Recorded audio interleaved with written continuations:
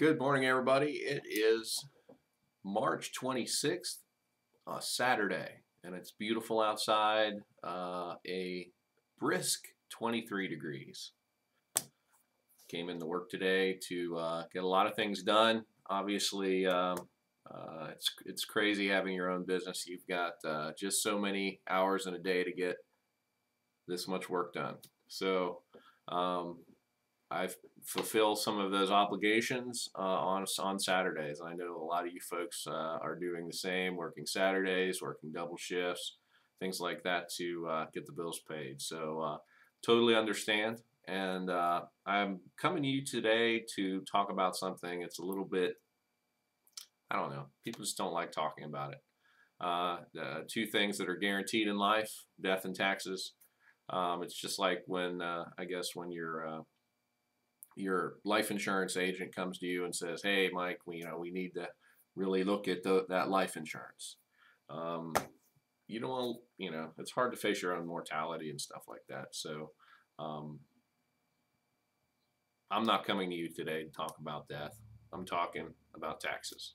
That's right. That's the income that is brought in by the city of Tipp City to fund and finance all of the things that go on around town, all of the safety services that are provided, as well as all of the other things that you customarily expect from the city, including water, sewer, and electric. But today's we're talking about focusing on the capital improvements that are done across the city. You probably have seen some of these awesome looking signs around town. I got the red and the black. We've got the Tipp City on here. Vote yes, May 3rd. Yeah, that I am co-chair of the committee to work on that levy for May 3rd. So basically, my job as co-chair of that committee is to help residents understand exactly what's going on with the levy, make sure that there's no misunderstanding as to how much it costs, when does it go in effect, what sort of things is it going to finance, and whether or not it's needed at all. So I'm here to answer all of those questions. And over the next couple weeks, you're going to be getting videos like these distributed via KIT TV, as well as Facebook and YouTube and things of that nature. So hopefully that's another way that we can help get the message out and explain the situation that the city's in right now. You probably are either the primary breadwinner for your family, or you share that with your spouse, and you have pretty much one way to bring your income in. You have a job, you work for someone, or in the off chance you own your own business like myself. I don't work for anyone, but I still have to come in every day to pay the bills. So that job funds and finances all of the expenses for your home, for your recreation, for everything that you do. And the city of Tipp City,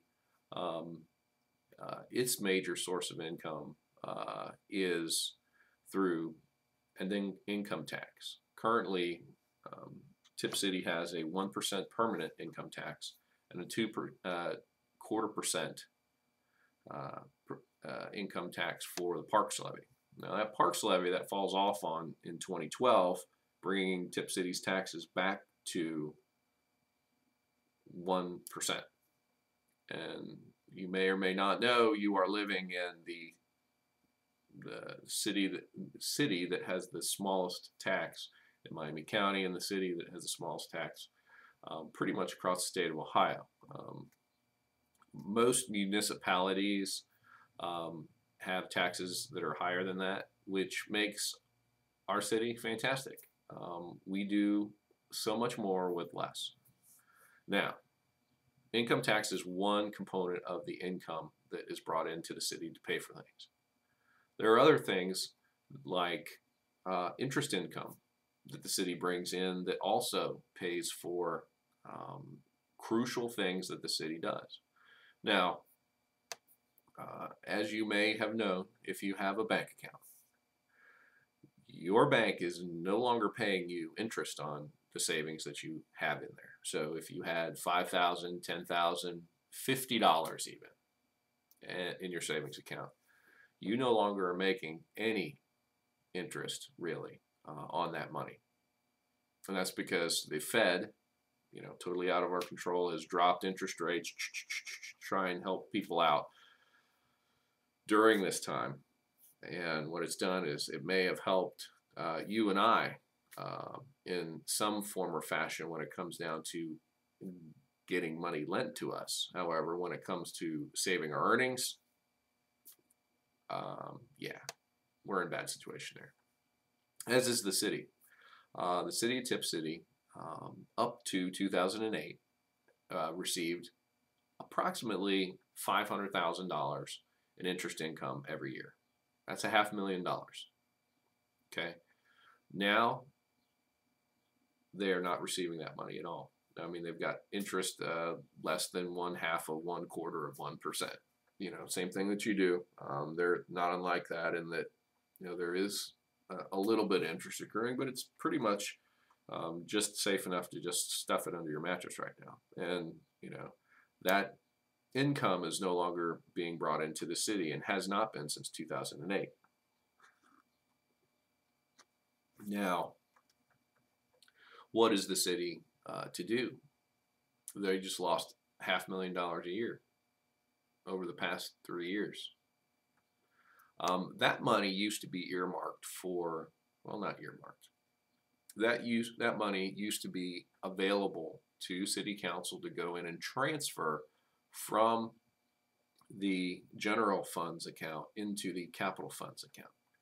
And so then City Council would ask the city staff to go and do $500,000 worth of road resurfacing every year. And our roads got resurfaced. Now, maybe not as quick as we should have been getting them resurfaced. Okay, we were on a 30-year, maybe 35-year resurfacing plan back then when that was happening. And the CIP committee, which is a group of about 22 people that were put together by City Council, they asked people to volunteer their time. Looked at all the numbers and said, hey, the recommended resurfacing time is 12 to 15 years. Let's go for 20. Let's see if we can shoot for 20. And that kind of resurfacing strategy is going to cost more money. Not only more money that we don't have, but then more money to fix those streets and actually replace those streets that we have neglected over time.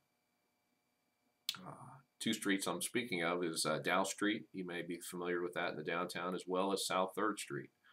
If you go down far enough down on South 3rd, there's a spot that's been neglected for more than 35 years. There hasn't been anything done to it. Occasional, they'll throw some patching material out there, but it's really, really rough, very rough.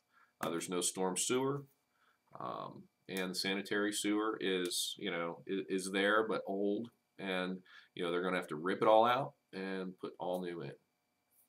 So the city has lost money in interest income and has not been able to make that up. They haven't, made any forward movements in trying to make that up. They tried to pass a couple taxes back in, I think 09, 2008, 2009. They tried to pass an income tax, didn't pass.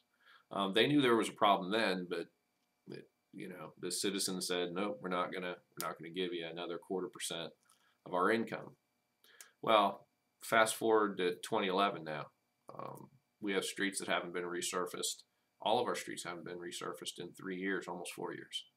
And we're looking at a situation where more streets will end up falling into disrepair. So that is the kind of the streets component of this here, of the tax levy, is to go in and properly fund the resurfacing of our streets. Now you may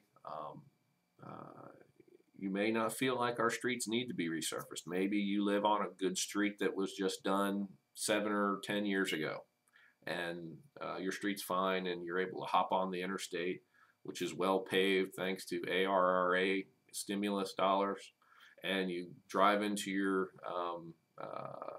your corporate parking lot in Kettering that's been well paved by your privately funded enterprise that you work for, and then you drive back home. Maybe you don't see those potholes.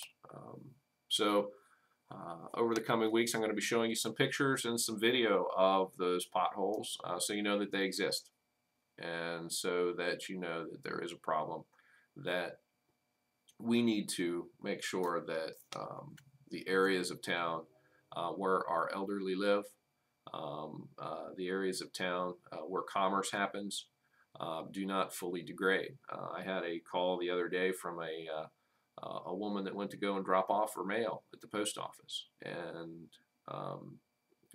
that back driveway, Don Davis Way, has got some huge potholes. That street's not even on any schedule to be resurfaced in the next 20 years. However, if this levy passes, it's scheduled for 2016. So even though it has giant potholes, it's still not even close to being the oldest street and the most disrepair. So just wanted to kind of throw that out there today and let you folks know what the signs were that you see popping up around town. Ask people whose yards they're in. Ask them why they have the sign out there. I'm sure they'll be able to let you know that they have a lot of pride in Tipp City. They believe that they do not want to see their city degrade, and that the quality of life in Tipp City is absolutely important to them. And I just can't stress that enough, is that your streets and your safety when it comes to fire, EMS, and police are important services that we cannot really allow to fall to ruin during an economic downturn, and then try and pick up the pieces when some economic upspring occurs.